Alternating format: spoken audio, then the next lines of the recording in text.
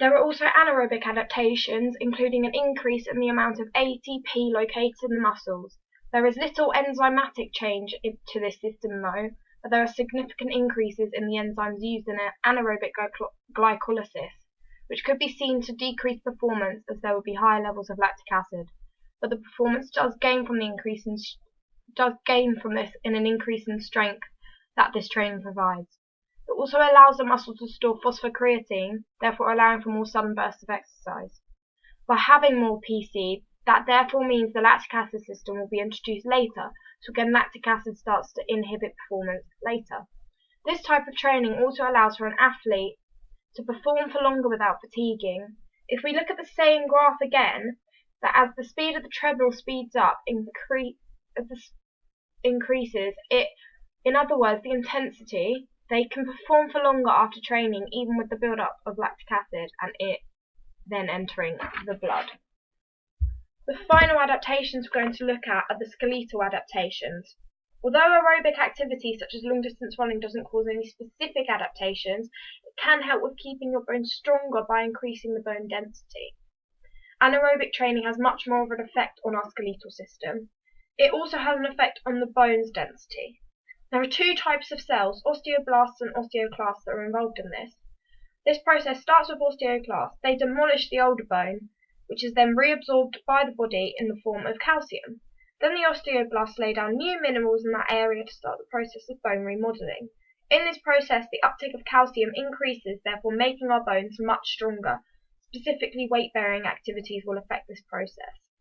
Exercise such as this also increases the amount of collagen. The collagen increases the thickness of cartilage at the end of the bones, which helps prevent injury in our joints. Although training on cartilage can lead to osteoarthritis over time as the cartilage gets worn down. Some also goes to our ligaments, which hold our bones together, making them stronger and more stable, allowing them to take on great stretch forces, allowing for bigger ranges of movement. This therefore helps prevent injury. For example, if the centre player had to suddenly lunge or jump, there would be less of a chance of injury to her joints. Finally, we'll look at some tests we would use in order to see all of these adaptations over the training period of this performer. Now we'll look at the centre player's aerobic adaptations. We would use a VO2 max test, and we would expect to see an increase in her VO2 max. This simply means the max rate of consumption, distribution, and utilisation of oxygen. So with the duration and intensity increase, we would know if these adaptations had taken place, because she would be able to sustain her power even when the resistance was higher. Which would mean, for example, her cardiac output had increased because she was receiving enough oxygenated blood, or the capillarization had taken place because the diffusion rate is great enough to provide the oxygen.